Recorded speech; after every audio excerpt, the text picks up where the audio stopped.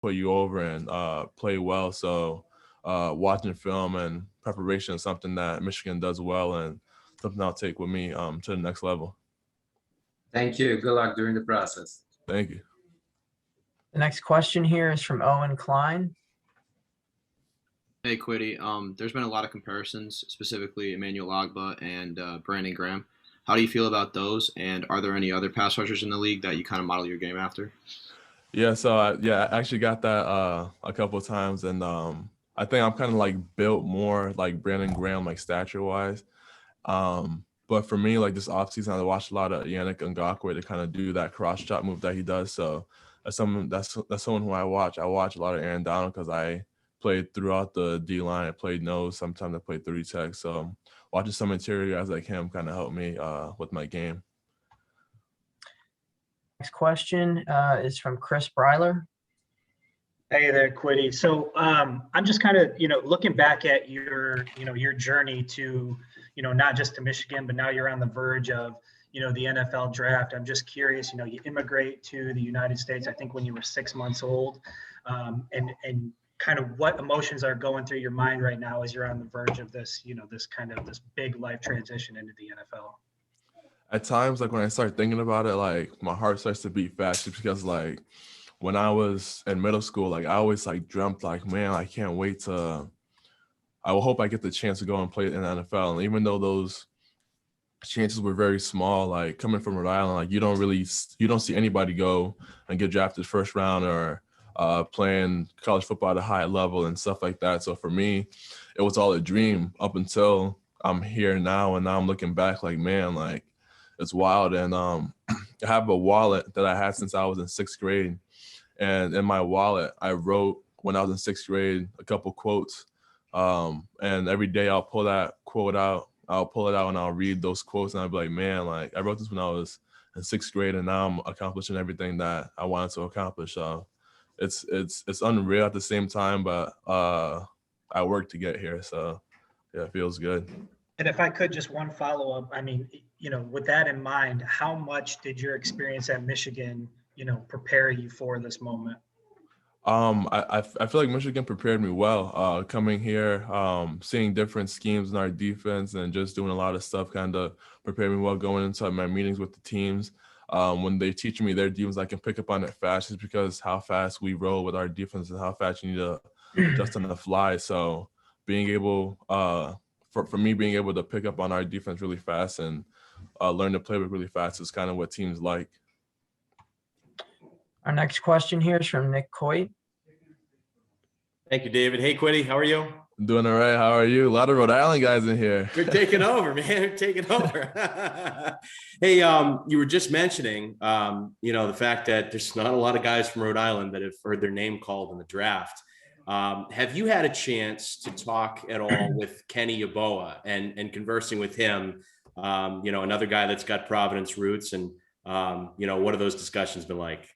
Yeah, no, it's wild because I hit Kenny up a little while ago. I'm just like, man, this is wild. Like, who would have thought 2 Rhode Island guys would be where we are today? And I remember when I was in Pop Warner football, he played for the North Providence Jets, and we used to play him all the time. I always remembered he was just such a big kid to tackle. But it's crazy that we're here now preparing for the draft. And just one follow from me. You've been putting in all this work. We've obviously seen the videos on social media. Do you feel like tomorrow is maybe more of I don't want to say the easy part, but it sort of takes care of itself with all the work that you've already put in? Exactly. Yeah, for sure. I feel like tomorrow will take care of itself. Like I prepared so much throughout these past couple months. I've been scratching and itching for this day to come. I'm just ready for it to happen. I'm just excited. Thanks, Kwity. Good luck. Yes, sir. Thank you. Our next question here is from Joey. Hey, Kwity, how are you? Doing all right. How are you?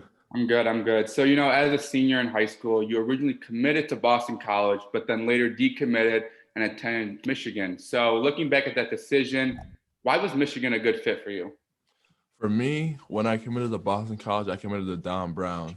And that was someone who I had a lot of trust in. I loved the way how we coached when I went to the BC camp. And he was just someone that, like, I loved his energy. So he ended up going to Michigan, and, like, I thought he ghosted me for a little bit, but then he ended up calling my head coaches, and then they were like, "Yeah, I think that, he's gonna offer you at Michigan." And for him to just offer me when he went to Michigan, I was just like, "Man, that's a guy who I wanted to play for. I committed to him, so I'll flip my commitment and I'll go play for him." Great. Our next question is from Angelique. Kwity, I have 2 questions, and you said Pro Day will confirm what scouts think of you, what teams think of you. If they didn't have any film of you, if they had nothing to go by, what would you tell a team? What do you offer them? Offer them with no film or anything like that. Yeah, how would you describe yourself? I feel like I'm just a really hard worker. I come in every single day ready to work. I know at times when guys go to the league, when they have all this different stuff around them and they get caught up in all the outside noise, I'm kind of a guy that like just focuses on football, and that's what I do for a living, and that's what I'll continue to do. So I'm not going to let anything distract me from my goals and aspirations. I'm just going there, work every single day, and give the team everything that I got. And your goals, you talk so much about doing things for your mom to make her proud and to make her realize a dream. What has this process been like in terms of doing this for your mom? Yeah, no, it feels amazing just to be able to take care of her. That's the thing I want to do since I was young. Like I just seen how hard she worked, how much she struggled to get us through. And for me now, like she's just relaxing now and she's just chilling. So it feels good to just have her be with my younger brothers and kind of like raise them, because at times, like when I was younger, she wasn't really around because she just had to work. So yeah, it just feels good. Our next question here is from Nick Farabaugh. Hey, Kwity, you played with a lot of good edge rushers or pass rushers at Michigan. Rashawn Gary, Chase Winovich, Josh Uche just last year got drafted. Playing with those guys, how has it helped you at least develop or develop a habit as a pass rusher while at Michigan? I think all those guys kind of helped me in different aspects of the game, where like I took a different thing from each player. Where Chase, I kind of watched how he played the game and how intense he played it, how much energy he played the game with, and how he ran to the ball and shedded tackles and all that stuff. So that's kind of what I wanted. That's kind of how I wanted to play the game as well. And then Rashawn was just like a big guy that was just disruptive. So he'll take on double teams, triple teams, and anything that he could do to kind of draw more attention to him to kind of get more guys free. So that's something I kind of took into and I put into my game as well. And then for Uche, kind of like all of them in the pass rush game, like they're all different types of people. Where Chase, like he may not win on the first move, but he's going to keep working to get there, and he will get there. Rashawn's going to do more power moves, and he's going to close the pocket down and collapse it and make sure other guys get in their rush lanes. And then Uche, more of like the finesse guy. I kind of learned a lot from Uche this past year because I started with him my junior year. And yeah, like constantly in practice, like when we do our one-on-ones, he would do a move and then he would just tell me like, this is how I set it up, this is how I do it, and this is what I'm looking for when I'm doing that move. So yeah, all three of those guys were very helpful over my years. And just to follow up, have you met at all with the Steelers? Yeah, I have, yeah. All right, thanks, Kwity. Yes, sir. Our next question here is from Nate Ulrich. Hi, Kwity. You were talking about obviously your mom earlier, and I just wondered, as you go to an NFL team soon, how much are you looking forward to kind of sharing your story and your life and what your mom's meant to you to a new fan base, and just kind of I guess that's my question. Yeah, I think how much of an inspiration is that to you with your mom and everything she went through? I think it'll be good, like especially when I go to a new fan base where fans that don't really know much about me. It'll be great to go to that community and then kind of give kids hope in that community as well. They'll see their favorite team drafted someone that kind of was in the same situation that they were in, and they're looking up to them as heroes, and they're just like, man, like I could do exactly what he's doing, and kind of give those kids hope to just achieve their dreams and just keep fighting. Because if you would have asked me when I was younger, do you think you'd be where you are today? I'd be like, to be honest, I don't know, but I'll tell you what, I'm gonna try to get there. I'm gonna work to get here. So be able to give those kids hope and like just kind of give them guidance would be cool. And going back real quick to yourself as a kid, when you mentioned having that wallet since 6th grade, what were some of those quotes you wrote down? Let me grab it right now because I have it on me. This is the famous wallet right here. I had it in 6th grade. All right, let me see. All right, so this is it right here. And then some of the quotes were, nothing worth having comes easy. Nothing will get in the way of me achieving my dreams. Work hard to take care of my family. God gives his toughest battles to his strongest soldiers. Remember when you wanted what you currently have. And another one I have in my wallet is another thing right here. It's things that I'm grateful for. I said my mom, my brothers, my coaches, my teammates, my athletic ability, my education, my close friends, and the things I have, and then life. So I kind of have those in my wallet, and those kind of keep me grounded, keep me humble, and like just remind me of where I came from. Just because like, especially now in life where I'm at, there's gonna be a lot of people that's gonna try and boost my head up and kind of make me forget who I am and where I come from. So those kind of keep me true to who I am. Thanks for sharing that. Yes, sir. The next question for you, Kwity, is from Scott Petrak. Hey, Kwity, I was going to ask you about those quotes. I'm curious, where did you find them when you were that young? So like for me, I've always like my mom, she's a huge Christian lady. So anytime she would see like biblical quotes or like anytime she would have like motivational quotes like in the house or wherever, whenever I see something like that, I'll just write it down. Or if I hear it and if I like it, I would write it down. And then the things that I'm grateful for, there was a teacher that made us pull out index card, and he was like, write down the things that you're grateful for, and I wrote them down. And ever since then, I folded it up, put it in my wallet, and I had it in my wallet ever since then. So yeah. When you meet with teams virtually, NFL teams, are you able to get into this kind of stuff with them? Do they ask you about your motivation and your background? They kind of ask me like who I do it for and kind of like what's my why and whatnot. Thank you. Yes, sir. The next question is with Aaron McMahon.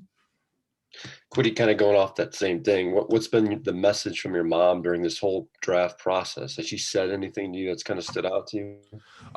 Like for her, like when I talk with her, I always say like, oh man, these meetings are getting to me. I got like 4 or 5 meetings a day, and like outreach meeting, I got to learn defenses, teach it back to the teams and whatnot. So for her, she's just kind of like, oh, just keep going. Like, this is what you wanted. So just keep fighting. And then once it's all over, then you'll be able to relax and just be happy. But for the time being, just go through it. In your conversations with NFL teams, have they told you how they want to play you? I mean, is it 4-3? Have they told? Has there been like a 3-4? Like, how do they plan to use you? So a majority of the teams I've spoken with, they do a 3-4, and they kind of see me as kind of like the Sam or the Jack, standing up, 2-point stance, rushing most times. I would drop here and there, but yeah, kind of in that 2-point stance. Next question here is from Angelique. Kwity, what's the most recent quote you've added to that list, or have you not been adding it actively? I actually haven't added anything to it. Yeah. And will you be getting a new wallet when you get drafted? Nah, I don't think so. I think I'll just keep this wallet. Anytime I pull out my wallet, like people be like, why do you have that big bulky wallet? Like, because everyone has like the card holders, like the slim ones that they just slip in their jeans and whatnot. But I don't know. I just like that wallet, even though like you can see it bulging out of my pants or whatnot. But yeah, I think I'll stick with that one. We got time for 2 more questions, and we'll start with Nate. Kwity, I had a quick Cleveland for you. Have you had any contact with the Browns? And in addition to that, is Myles Garrett a guy you study when you're looking at some of the top DNs in the league? Yeah, I've spoken with the Browns, and kind of like, yeah, I would watch Myles Garrett sometimes just because like we're kind of similar in build. Like when I would look at NFL DNs or edge guys, they're usually like 250, 240. Like they're not like very heavy guys, and I weigh 270. So Myles Garrett weighs 270 as well. I kind of like want to see how he uses his speed, and he's very athletic as well. Like he's a freak. So being able to watch him and seeing how he uses his weight to like leverage O tackles and certain moves that he uses carrying on that weight kind of helps me. Thank you. Next question is from Chris. Hey, Kwity. So I just have a question. I mean, I know that you're obviously looking forward to the NFL, but for the Michigan fans that are trying to gauge, what this defense is possibly going to look like next year, are there some guys? I mean, we know about, Hutchinson and Jeter and Hinton and guys like that, but are there some people that are coming back to this defense that maybe we're not aware of that we should keep an eye out on? I think some like key leaders on the defense that'll make an impact this year for sure. I feel like Jay Ross, our linebacker, and then Brad Hawkins for sure. Those two guys are coming back, leaders. They'll be doing their 5th years, and they'll bring more of experience to our defense. And when I talk with guys from the defense this year, like they'll be like, man, like we love the defense they're installing. Like we're like, I can't wait till we start doing it in games and being able to play, because they play it because the D coordinator from Baltimore, and like they run that same NFL defense. The same defense I'm learning now to go play in the NFL with is the defense that they're doing now. So I kind of told Aiden, like, you're lucky that you're learning it now. So once you go, you'll be prepared. That's awesome, man. I appreciate it. Good luck. Yes, sir. Thank you. Thanks, Kwity. Appreciate you participating, and I know you got a big day ahead of you and one tomorrow. So best of luck. And thanks for participating. Yes, sir.